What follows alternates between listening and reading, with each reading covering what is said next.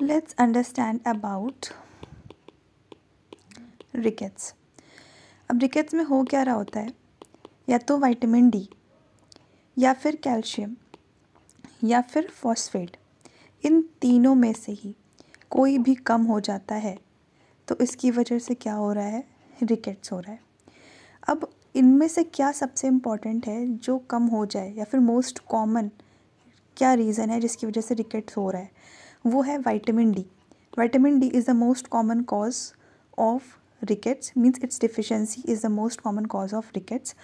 अब vitamin D deficiency में भी, विटामिन डी की डेफिशिएंसी हमें क्यों हो रही है, क्योंकि हमारे न्यूट्रिशनल कॉज जो है वो सबसे बड़ा फैक्टर है, क्योंकि न्यूट्रिशन में हमारे विटामिन डी की कमी है, इसकी वजह से हमें रिकेट्स हो रहा है।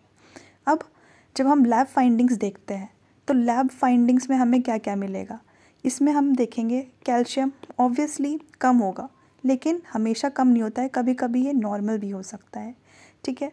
दूसरी चीज़ होती है पैराथायरॉयड हार्मोन। पैराथायरॉयड हार्मोन हमारा कैल्शियम रेगुलेशन में बहुत इंपॉर्टेंट काम करता है। तो जब बॉडी में कैल्शियम कम है तो पैराथायरॉयड हार्मोन क्या करता है, ये ऑटोमेटिकली इंक्रीज़ हो जाता है, ठीक है। रही बात फॉस्फेट की, फॉस्फेट क्या होता है,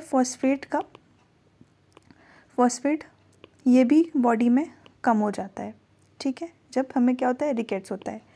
एएलपी एक होता है सीरम एएलपी, ये जब भी हमारी बॉडी में बोन्स बन रही होती हैं ये हमेशा बढ़ जाता है।